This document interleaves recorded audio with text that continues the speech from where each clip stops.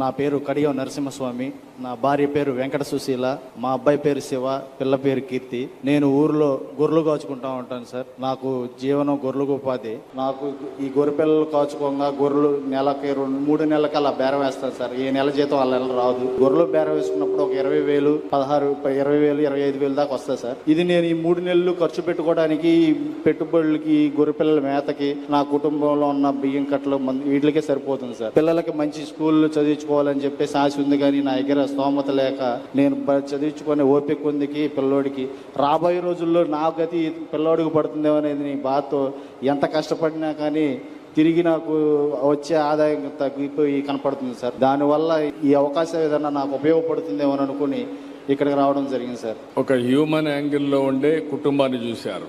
వాళ్ళకు ఒక యాస్పిరేషన్ ఉంది, కోరికలు ఉన్నాయి. సమాజంలో అందరినీ చూస్తున్నారు. చూసినప్పుడు మేము కూడా పైకి రావాలి, మా పిల్లలను కూడా బాగా చదివించాలని ఒక ఆశ, కోరిక ఉన్నాయి. వాళ్ళ కోరిక గాని, ఆశకు గాని ప్రభుత్వం కూడా చదివిస్తున్న ప్రభుత్వ పాఠశాలలు ఇవన్నీ పెట్టి, కానీ ఇదే ప్రాసెస్ కంటిన్యూ అయితే చాలా టైం పడుతుంది వాళ్ళకు పైకి రావడానికి. అప్పటికి ఇంకొక జనరేషన్ మిస్ అవుతారు. ఆ పిల్లలు కూడా మిస్ అవుతారు. వాళ్ళు కూడా మళ్ళీ చదువుకోరు. వాళ్ళు కూడా ఇదే మరి కూలి పనులు చేస్తారు. ఏం చేస్తే బాగుంటుందని మిమ్మల్ని మేము మార్గదర్శిగా ఆలోచించాం. సమాజం మనకి అవకాశం ఇచ్చింది. ఆ అవకాశాన్ని సద్వినియోగం చేయాలి.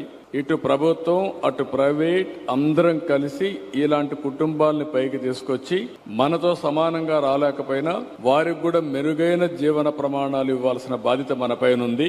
దానికి ఏం చేస్తే బాగుంటుందో మీరు చెప్పండి. చాలా సిఎస్ఆర్ యాక్టివిటీస్ చేసాం కానీ వీటిని టెక్నాలజీలో చేసాము, లేకపోతే సోషల్ ఇన్ఫ్రాస్ట్రక్చర్ బిల్డ్ చేసాము. We're donating lot of various angles of social services. It's a great angle for somebody to మాకు ఎలా రీచ్ అవ్వడానికి, మనుషులకి చేద్దాం అనుకున్నా సరే ఎలా రీచ్ అవ్వగలం అన్న పాయింట్. ఇది పెద్ద మంచి platform sir.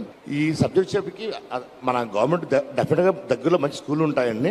I think transportation కానీ ఇలాంటి డెవలప్ చేసి దగ్గరలో ప్రైవేట్ స్కూల్లో జాయిన్ చేసి ట్రాన్స్పోర్టేషన్ కి హెల్ప్ చేస్తే problem aspiration can be meet అవ్వగలసిన ఉద్దేశం sir. But your guidance can be helpful.